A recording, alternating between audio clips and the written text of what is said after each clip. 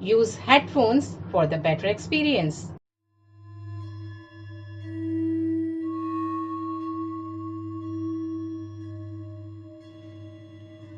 मैं एक डॉक्टर हूं, पर जो मैंने देखा, महसूस किया, उसे कोई मेडिकल साइंस डिफाइन नहीं कर सकती। एक रात, बस एक रात ने मेरी पूरी जिंदगी बदल दी। और आज सालों बाद मैं पहली बार ये कहानी सुना रही हूँ।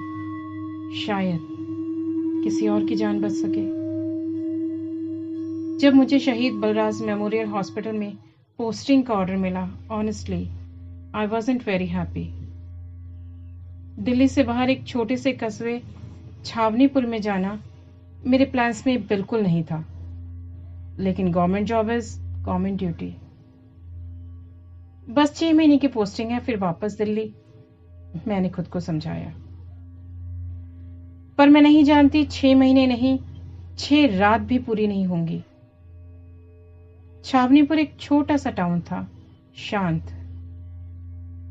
ऑटो ड्राइवर ने मुझे हॉस्पिटल के गेट के बाहर उतारा और बोला, मैडम, रात को अकेले मत निकलना, और हाँ, उस पुरानी बिल्डिंग में बिल्कुल मत जाना, कुछ है वहां।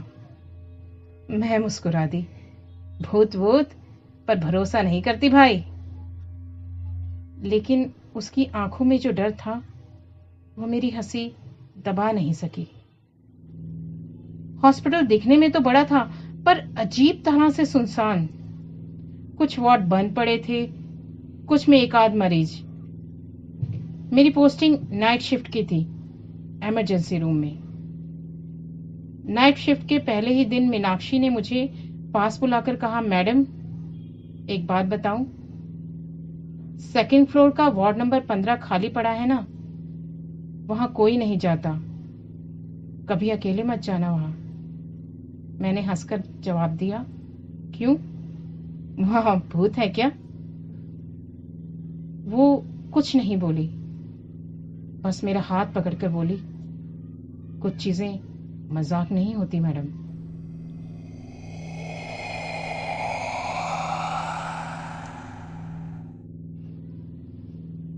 रात के 2 बजे का वक्त था। इमरजेंसी में सन्नाटा पसरा हुआ था। तभी अचानक मॉनिटर पर ईसीजी की तेज बीपिंग हुई।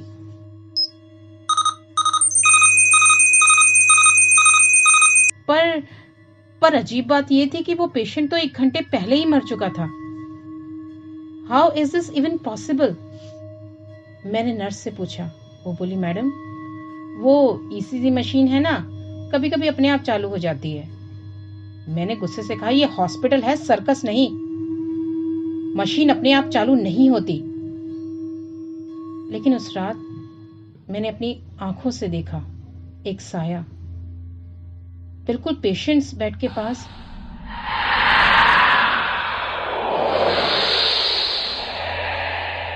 और फिर गायब। रात 2:30 बजे एक तेज आवाज हुई,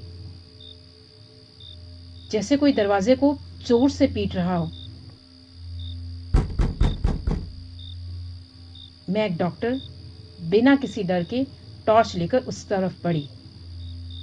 वो आवाज वार्ड नंबर 15 से आ रही थी। दरवाजा खुला, लेकिन अंदर अंधेरा था। मैंने फ्लैशलाइट जलाकर देखा।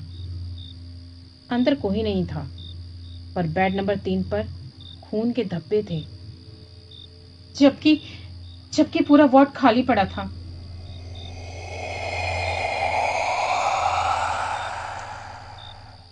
अगली सुबह मैंने बेचैनी में बेड नंबर 3 की फाइल ढूंढनी शुरू की। हॉस्पिटल के रिकॉर्ड सेक्शन से मुझे एक डस्टी फाइल मिली, जिस पर लिखा था, डॉक्टर बख्शी, साइकेट्री डिपार्टमेंट, 1987-1993। उसमें लिखा था, वार्ड नंबर 15 में एक सीरियल किलर अल्ताफ खान को मेडिकल ऑब्जर्वेशन में रखा गया था। उसने अपने इलाज के दौरान 7 मरीजों की हत्या की थी और फिर एक रात उसी वार्ड में खुद को फांसी लगा ली। उसी रात से उस वार्ड में अजीबोगरीब चीजें होने लगी। तब से उस वार्ड को बंद कर दिया गया। इतना पढ़कर मैंने वो फाइल वापस रख दी और ये मेरी हॉस्पिटल में दूसरी रात थी। वार्ड नंबर 15 में एक पेशेंट विशाल, जिसकी हालत स्टेबल थी, अचानक चिल्लाने लगा, वो आ गया, अंधेरे से बाहर निकल आया। हम सब दौड़ कर गए, लेकिन वो बिस्तर पर अकेला था। उसके हाथ पैर नीले पड़ चुके थे और आंखें खुली रह गई थीं। पोस्टमार्टम में कोई वजह नहीं मिली, लेकिन उसकी गर्दन पर स्क्रैच मार्क थे, जैसे किसी ने नाखूनों से नोचा हो। तीसरी रात मुझे गलती से वार्ड 13 के पास भेज दिया गया, जहां एक एक्सीडेंट केस देखने के लिए। जैसे ही मैं अंदर गई, दरवाजा अपने आप बंद हो गया। लेकिन तभी मुझे पीछे से किसी के सांसों की आहट महसूस हुई।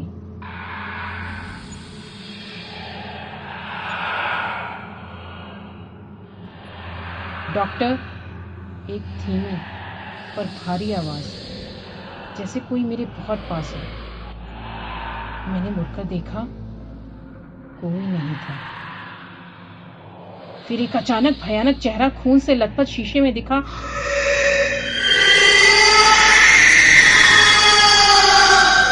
और फिर गायब।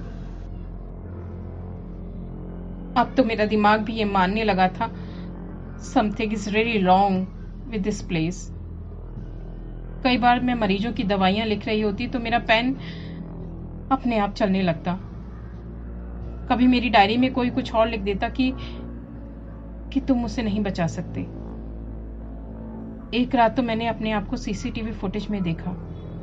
मैं खुद रात के 2 बजे वार्ड नंबर 15 में जा रही हूँ, जबकि मैं तो उस समय अपने क्वार्टर में थी। मैंने तय कर लिया, अब और नहीं। अगले दिन ट्रांसफर की रिक्वेस्ट डालनी ही होगी। लेकिन वो रात मेरी लाइफ की सबसे लंबी और भयानक रात बनने वाली थी।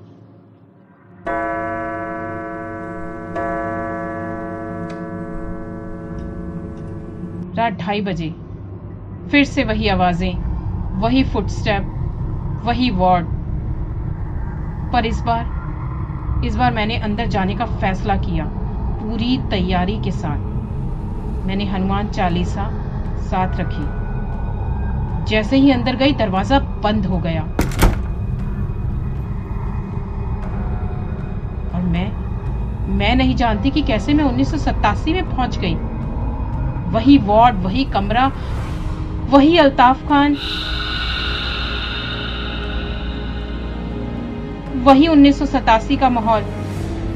मेरी सांसें तेज हो चुकी थी, दिल धड़क रहा था जैसे कोई इनविजिबल पावर मेरा गला दबा रही हो। तुम मुझे देख सकती हो, है ना? इसका मतलब है तुम अब मुझसे जुड़ चुकी हो। उसकी आवाज धुएं की तरह थी, न मर्द की न औरत की, एक अजीब सी झंझनाती हुई बड़बड़ाहट। मैंने अपने आप से कहा, ये एक हैलुसिनेशन है, सच नहीं। सामने दीवार घड़ी लगी थी, जिसकी सुइयां 2:30 बजे पर अटकी हुई थी। और अगली बात जो मैंने देखी, मैं खुद खून से लथपथ फांसी के फंदे पर झूलती हुई। मैं किसी तरह उस वार्ड से भागी, सीधा बेसमेंट पहुंची, जहां पुरानी फाइल्स लगी थी। डॉक्टर बख्शी की एक और डायरी मिली मुझे।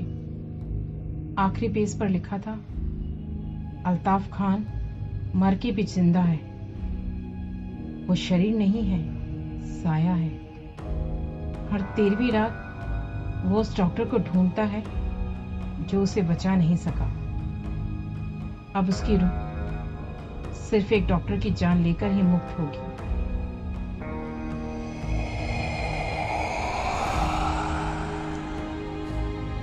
मैं डर गई। क्या वो डॉक्टर मैं हूं?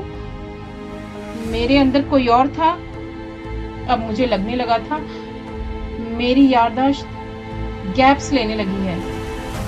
कभी कभी तो मुझे मेरी आवाज ही मेरी नहीं लगती थी। एक बार आईसीयू में एक मरीज को सीपीआर दे रही नर्स ने मुझे कहा, मैडम आपके चेहरे पर खून क्यों है? मैंने शीशा देखा।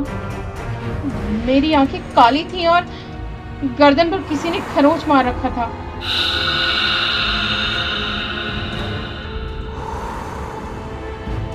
अगली सुबह मेरी डायरी में किसी ने लिखा था, तुम अब सिर्फ सौम्या नहीं हो, तुम अब वो हो जिसे वो ढूंढ रहा था।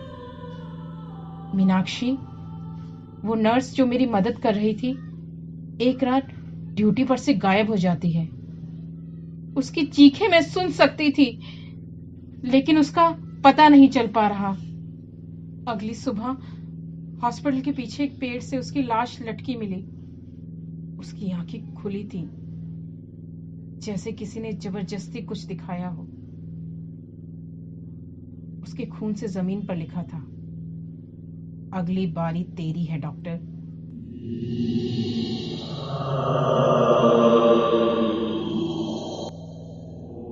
मैंने पुराने रिकॉर्ड खंगाले। पता चला अल्ताफ खान को इलेक्ट्रिक शॉक थेरेपी दी जा रही थी। उसी दौरान उसने फांसी लगा ली। मैं ये सब पढ़ ही रही थी कि अचानक मुझे अपने कंधे पर किसी का हाथ महसूस हुआ और मैं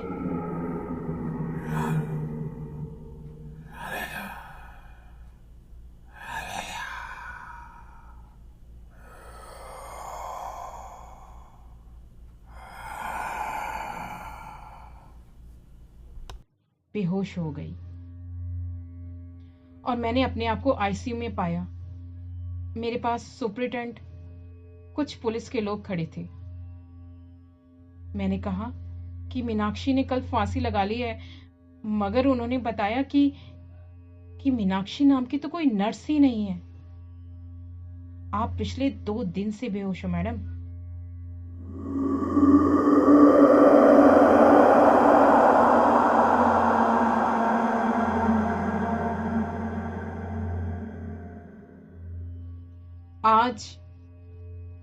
आज इस बात को पूरे 5 साल हो चुके हैं। मैं अभी दिल्ली के एक हॉस्पिटल में प्रैक्टिस कर रही हूं, लेकिन आज भी मैं उस भयानक रात के सदमे से उबर नहीं पाई। जब भी मैं सोचती हूं, सहम जाती हूं। तो दोस्तों, कैसी लगी आपको हमारी ये कहानी? हमें कमेंट सेक्शन में जरूर बताएं और ऐसी और वीडियोस देखने के लिए हमारे चैनल डरावनी दुनिया को लाइक, सब्सक्राइब और शेयर करें। Thanks for watching.